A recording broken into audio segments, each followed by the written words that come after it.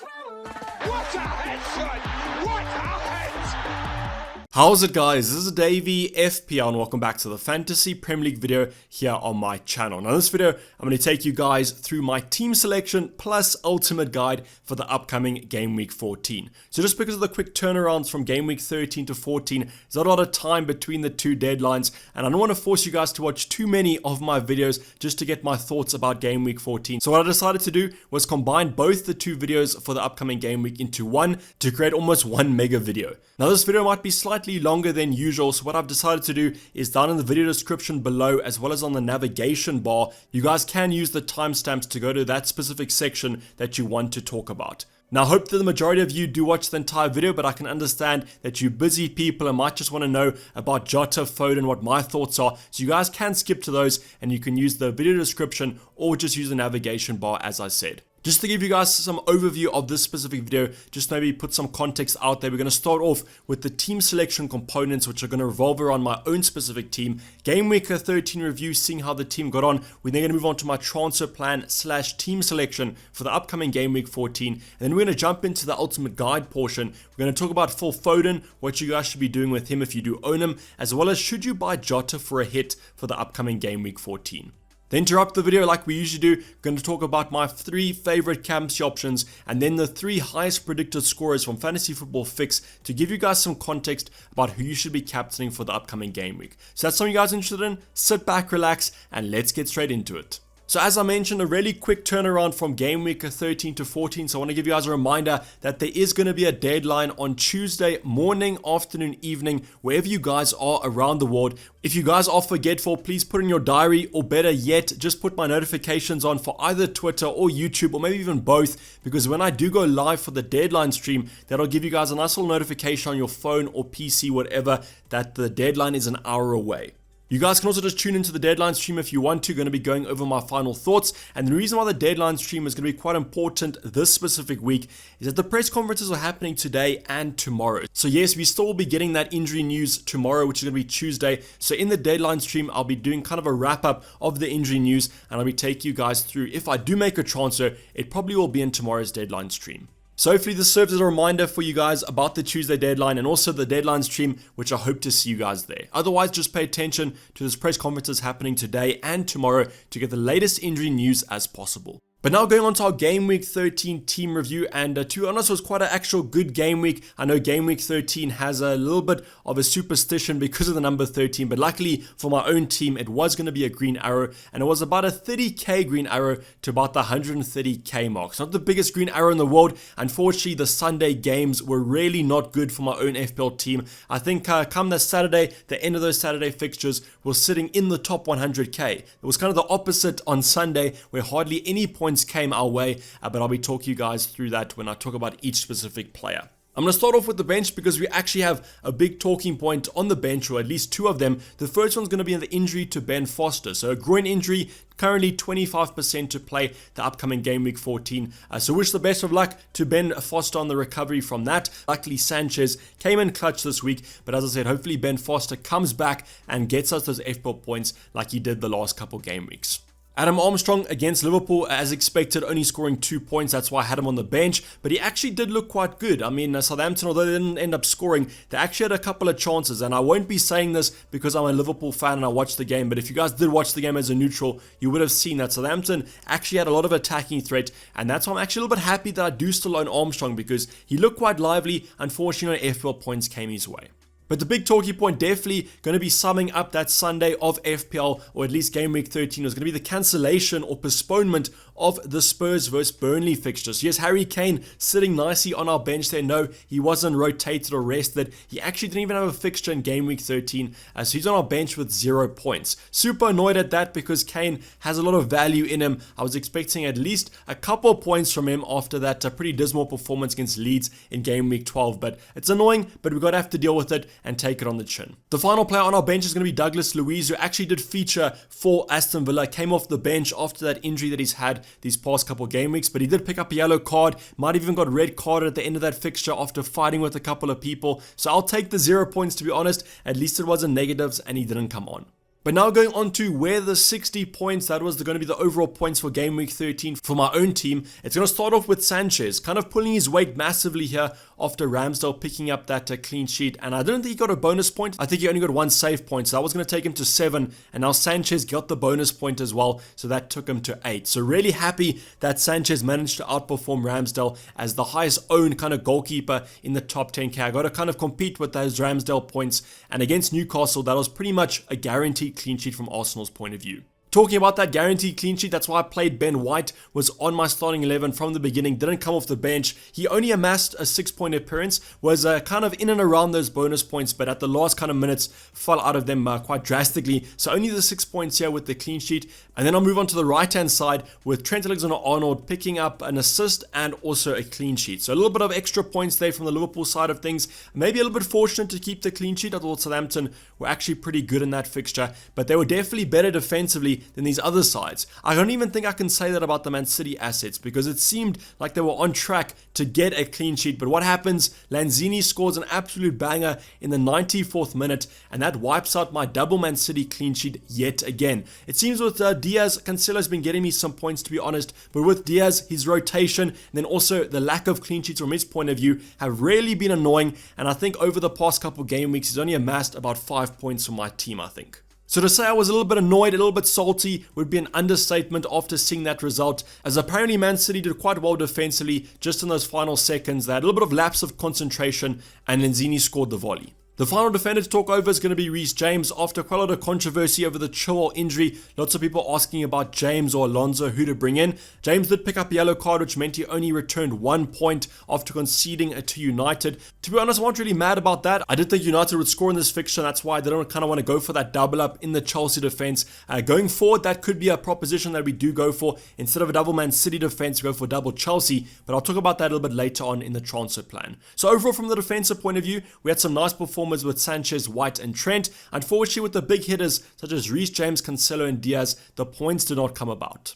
But now going on to our midfield department, and it seems like the Liverpool side of things definitely pulled their weight here. We've got Salah, who picked up an assist, taking him to 6 points, double to 12. But the big performer of this week was going to be the transfer in that we did in the deadline stream, which was Kai Havertz out for Diogo Jota. So returning 2 goals, the first goal came in about the first 5 minutes, so I was really ecstatic at that. And I think he picked up 1 bonus point if memory serves me right. So massive transfer in. Hopefully we can do a couple more of those throughout the upcoming game weeks. A really positive transfer. Obviously Kai Havertz not even coming on against United, and 14 points is not too shabby. But unfortunately, what's a little bit shabby was the other midfielders' performances. So we have Mbeumo with only 2 points here. Now I don't know if he actually hit the post against Everton. I don't really know how that game went about. It seemed like quite a boring game to be honest, but it's just yet another game week that Mbeumo is not returning the points, and therefore he looks like a transfer out at least for the next couple game weeks. Smith Rowe also not returning any points, but I do think apparently he was quite unlucky. Aubameyang had a couple of chances that he fluffed, which would have been Smith Rowe assists, so that's a little bit unfortunate there. But against a kind of Newcastle, that game seemed quite a little bit cagey, but it's a little bit annoying that Saka returned and Smith Rowe didn't. And then our final forward to go for, I didn't actually want to play him. It's going to be Antonio against Man City with only 2 points. A little bit annoying that Man City did concede and it wasn't going to be Antonio because he would have come off my bench for some points. But I benched him anyway, so those points wouldn't have been deserved, as I thought against Man City with the current form the Jamaican forward's in, he definitely wasn't going to be getting any points, and at least that was true. So overall, quite a positive game week 13, 60 overall points with a nice little green arrow of 30k places, which is a little bit of a consecutive green arrow run that we're currently going on, and hopefully that can boost us up in the upcoming game weeks. But now going on to the transfer plan for the upcoming game week 14, only 1 free transfer with 0.4 million in my bank. I know you guys like to keep track of how much I do have in my bank for future transfers, but the first transfer that I am considering doing with that 1 free transfer is going to be Mbeumo out for Gallagher. So these two are kind of 2 options that I could potentially look at. I could also bank a transfer to be honest, but I think I might want to move one of these 2 players on. And if I do, the first one's going to be Mbeumo to Gallagher. Gallagher, unfortunately, over these last couple game weeks hasn't been returning the points that he has had over this season, but that doesn't really kind of put me off doing this move because Crystal Palace still have some great fixtures coming up, and Gallagher is just simply a baller, so I do think he can get some points in his upcoming games. The only thing that I don't really like about this move is that Brentford have 2 nice fixtures coming up in game week 15 and 16, and that's why I might want to keep Mbeumo for those 2, as surely he does score against some weaker opposition, although he hasn't in these last couple game weeks. But the next transfer is probably the one more people are going to be going for Watford away for Chelsea. It's going to be Ruben Dias out for Marcos Alonso. So Marcos Alonso only playing about 70 minutes, I think, on the weekend against United. That might be a little bit expected considering the fact that he has not played much football in these last couple of weeks. So he might be kind of adjusting to the fitness and adjusting to the play style. But Marcos Alonso is definitely a threat going forward. And that's why I do want to potentially look at him. Also the fact that Shaw is going to be out for quite a long time. I don't think that Tuchel will want to rotate too many forwards into that fullback slot. The only thing about this transfer that might not be that great is that Ruben Dias, you got to kind of assume that he's probably more of a secure centre back for Man City. And over this festive period with a lot of games happening in a short amount of time, maybe it's better to go for a more settled centre back. But kind of saying this, Ruben Dias has been rotated quite a lot this Premier League season. So maybe that throws that talking point completely out the window. And this transfer could come through with a net point gain. The only thing that does worry me was Marcos Alonso's performance against United. Apparently it wasn't the best, and also Tuchel came out after the game and defended him and said that he didn't play the best, but he is still adjusting after not playing for the last couple of weeks. So will the Chelsea manager kind of experiment in that left wing-back slot, maybe start a winger or a forward in that kind of position? I don't know, but I am still expecting Marcos Alonso to start the majority of the upcoming festive period. I would definitely wait as long as possible to make your free transfers for this upcoming game week, just because we are still getting injury news tomorrow, and with such a short turnaround, there could be some kind of knocks from these games. But finally, going on to the Game Week 14 team selection, and I'm going to be going for a 4-3-3 formation for the upcoming Game Week 14. So starting off on the bench, we've got Foster with that injury, so I don't even think that he's going to play, but I probably wouldn't feature him anyway because it is against Chelsea. Mbeumo against Spurs, now it's a little bit hard to judge Spurs at the current moment considering the fact that their fixture against Burnley was postponed. Would have really liked to have seen how that Spurs team is currently setting up, because before this game week, defensively they weren't looking that great, and therefore Mbeumo could be an option to go for if I do favor that kind of fixture. Ben White against United, I do think this Arsenal United game has goals in it, and that's why I don't think kind of starting Ben White is too clever, especially the fact that his ceiling isn't that high and it's probably capped at about 6 points. And then Douglas Luiz, he definitely won't be playing, even though they do face Man City. Going to be third on my bench most game weeks. But now going on to the lovely 4-3-3 formation right off the bat, I want to say this is the polar opposite from Game Week 13. Game Week 13, we only had one player without a home fixture, but now there's basically only our forward line that has those home fixtures. So it's going to be a little bit of an interesting week here. The home fixtures are always favored for these FPL options. So maybe the away fixtures are signed. This game week's not going to be that high scoring. But starting off in goal, I've gone for Sanchez against West Ham United. You'll also notice that I am starting Antonio, so I'm basically playing the odds here, hoping that at least one of them returns either a clean sheet from Sanchez or maybe a goal or two from Antonio. Not really expecting too much from Sanchez, as West Ham have been quite free scoring besides this game week 13 against Man City, so I do think there could be goals in this one, but I do also trust the Brighton defense to potentially get a clean sheet.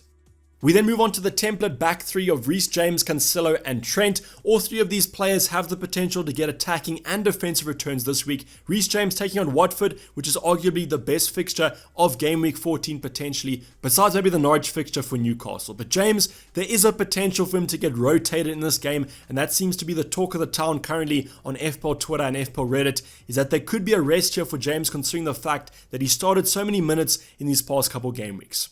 So please just prepare yourself for this. I mean, he could also start, he might not. We don't really know what's going through the Chelsea manager's head, but I'm just letting you guys know that you please must be prepared for a potential rest here. The two Man City assets take on Stevie G's high-flying Aston Villa away, which is a little bit of a concern for me considering the fact that I have doubled up on them, and I think that Aston Villa will be quite attacking going forward against Man City. So Cancelo I'm not really worried about because he does offer some attacking threat. Could be some rotation there. Hopefully not, but there always could be. And then with Diaz, I do expect him to start at that centre-back position, considering the fact that he was rested a couple of game weeks ago.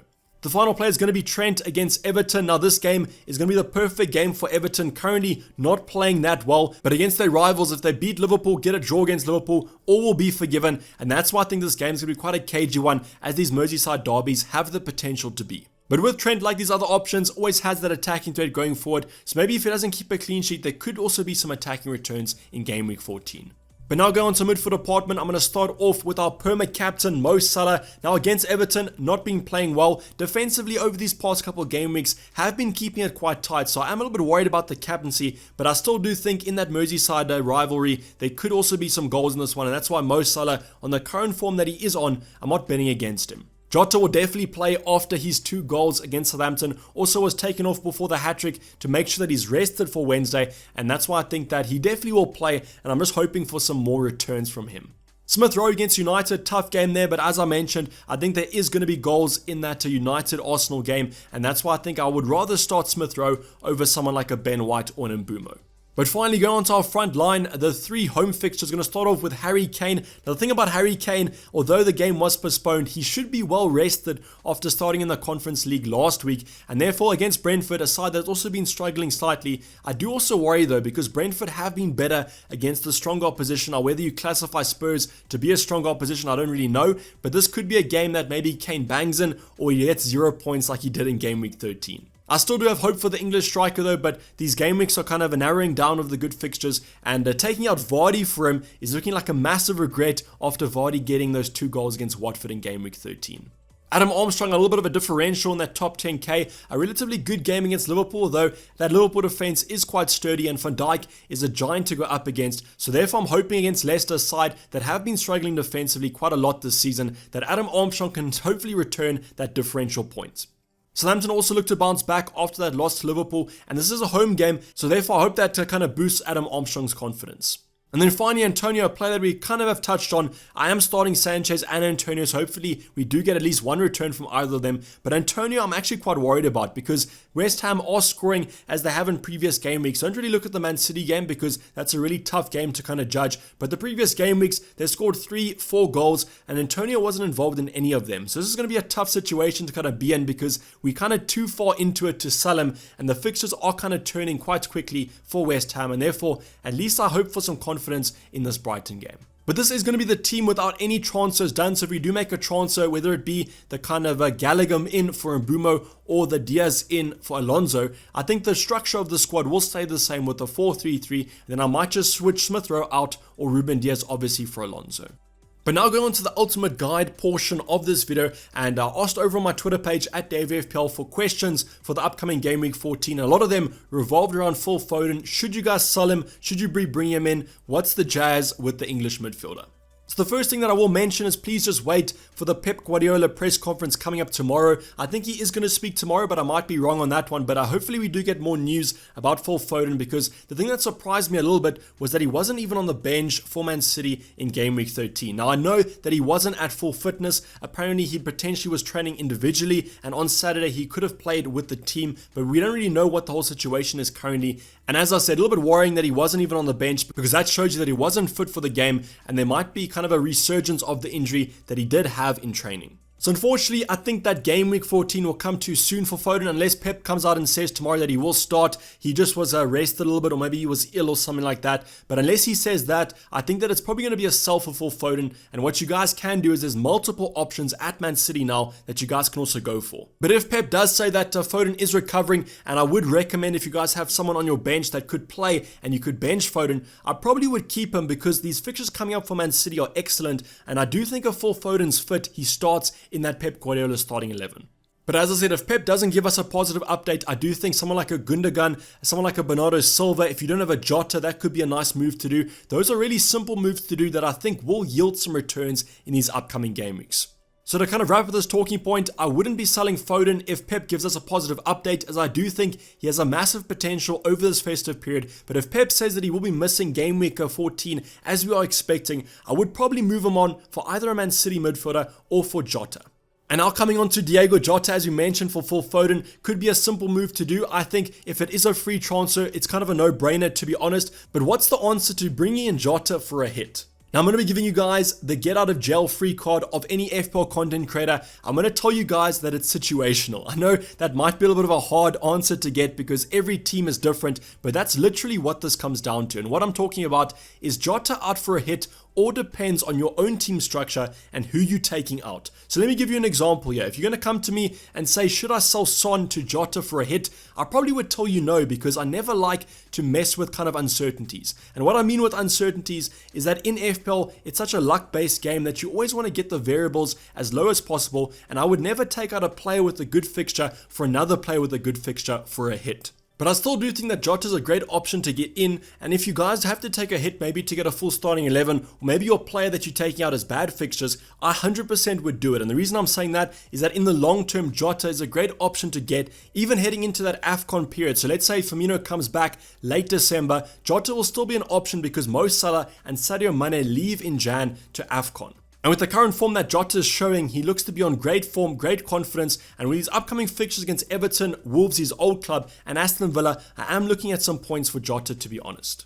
So should you bring Jota in for a hit, I think that you might have missed the bandwagon last game week in terms of the points, and therefore I wouldn't be wrecking your team to bring the Portuguese international in. So if you have a Son, I would keep him. Don't take a hit for Son out for Jota. If you have a Foden, unless we get a kind of negative news, that's a move I would probably do. And all kind of depends on which player you're taking out and the overall team structure that you do have. I know this answer was a little bit open-ended, so drop in the comments down below the player you're taking out, the player that you want to bring in potentially for a hit. Might not be Jota, might be Foden, for example. Drop in the comments down below and I'll give you guys my thoughts on it and whether I think it's worth it. But now finally talking about the captaincy options for the upcoming game week 14. As I've always said in these kind of captaincy debates over the last couple game weeks, Mo Salah is going to be the most captain option to go for. And if you guys are going to be going differential, you got to be mega maverick. So Mo Salah up against Everton, I won't lie, doesn't look like the best fixture to be honest, but with the Liverpool side, with Mo Salah in general, quite a fixture-proof player at the current moment, just great form that he's showing, and that's why I probably will be going with Mo Salah, as I don't think that there's enough draw from these other players. Now the other two options that I have potentially looked at are going to be the two heavy hitters in that forward department. It's going to be Harry Kane and then also Jamie Vardy. So Jamie Vardy has a little bit more in his lock in terms of form, scoring 2 in game week 13. And against Southampton, a side that's just conceded 4 goals to Liverpool, I reckon Jamie Vardy is licking his lips. The other option though is a little bit more sketchy. It's going to be Harry Kane against the Brentford side at home. I'm saying a little bit sketchy because I don't really know how Spurs are playing, and with their current form they look absolutely dreadful, and to be honest, the only thing that's going for Kane is that he had a rest over the weekend and should be raring to go at home against Brentford. But I'd only kind of drift away from Mo Salah if you guys aren't happy with your rank, want to go differential. As we saw with game week 13, he might not be the best option anymore, and there might be players with better fixtures that you guys could consider. But now going on to the Fantasy Football Fix Predictor tool, and these are going to be the top 3 players predicted from different teams. So Jota was predicted to score the second most points, but I didn't really want to include a team with 2 players such as Mo Salah and Jota, so I kind of took him away and I fitted in another option. So Mo Salah yet again is going to be the top predicted point scorer for game week 14 with a massive 7.1 points, quite a large margin between him and the next option, which is going to be Marcos Alonso with 6.2. The algorithm really does like Marcos Alonso. It's going to be a little bit of a spoiler there. If you guys go over to Fantasy Football Fix and use the algorithm to kind of predict points or predict transfers, it always does like a Marcos Alonso, and his projected points for the upcoming game weeks are simply outstanding. So 6.2 points predicted for Alonso, 6.1 for Callum Wilson. We spoke about that Newcastle versus Norwich fixture, and we said it's going to be the best fixture to kind of aim for in game week 14. And if you guys do own Callum Wilson, I'm really jealous of your situation. I do think owning Callum Wilson is differential enough, so I don't think you guys have to go captain him. And I do think there could be some points coming your guys' way if you do own the Newcastle striker. But this is basically up the video, guys. Hopefully you did enjoy it. Please don't forget to like if you did and subscribe if you have not subscribed yet. Drop your comments down below. As I said, any concerns about the upcoming game week 14. Quite a quick turnaround, so unfortunately we can't cover everything, but I do always reply to the YouTube comments, so you guys don't have to worry about not reaching me. Otherwise, I hope to see you guys in the deadline stream coming up 1 hour before the deadline on Tuesday morning, evening, afternoon, wherever you guys are around the world. But I'm signing off. It's been Dayvy FPL, and I'm out. Cheers. Bye.